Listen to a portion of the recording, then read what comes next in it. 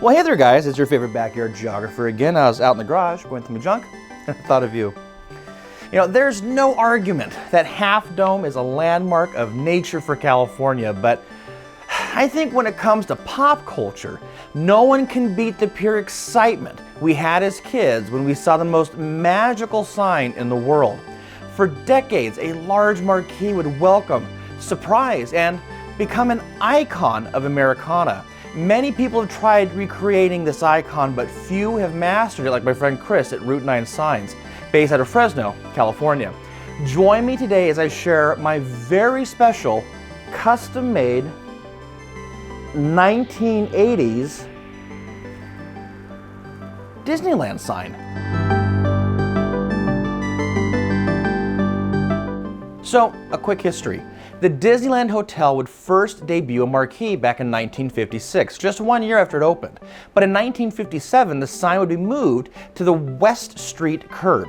Now, the popularity and geographic importance of such a sign inspired the park to erect their own sign in 1958 on Harbor Boulevard.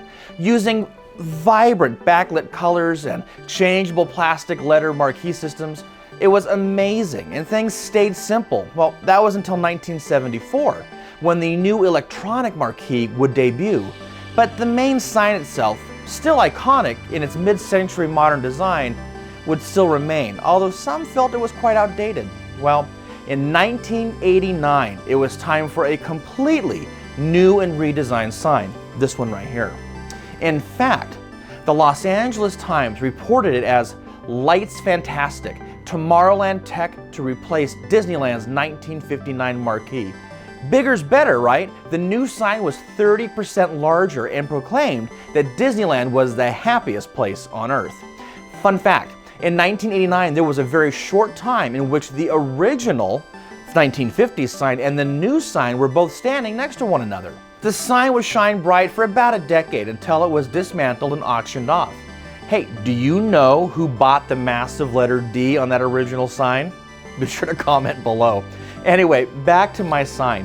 Chris at Route9Signs stated that no sign is gone forever, and being a master of detail and having the patience of a saint, Chris has helped preserve some of these iconic neon signs from around the country in a custom-made miniature size. He's created such iconic signs as the Dune sign in Las Vegas, Circus Liquor, and even the 1964 World's Fair ticket booth from It's a Small World, and of course, the Disneyland signs.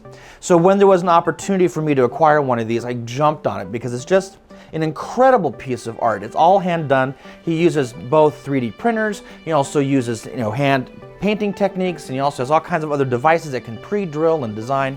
And to support a small business that is really doing a fantastic job of preserving history and kind of bringing it back for us to be able to enjoy this kitschy Americana was really quite a privilege to become, an owner of something like this. So I if you love stuff like this, I really suggest that you take a look at Route9Signs. He's on social media.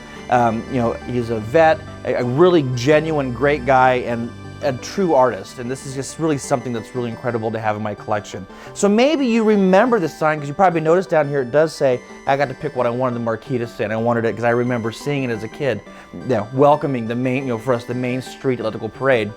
Maybe you remember this sign, maybe you remember the original sign, or maybe you even saw some of the newer signs that welcome you into the parks today. Be sure to comment below, don't forget to like, subscribe, and we'll talk soon.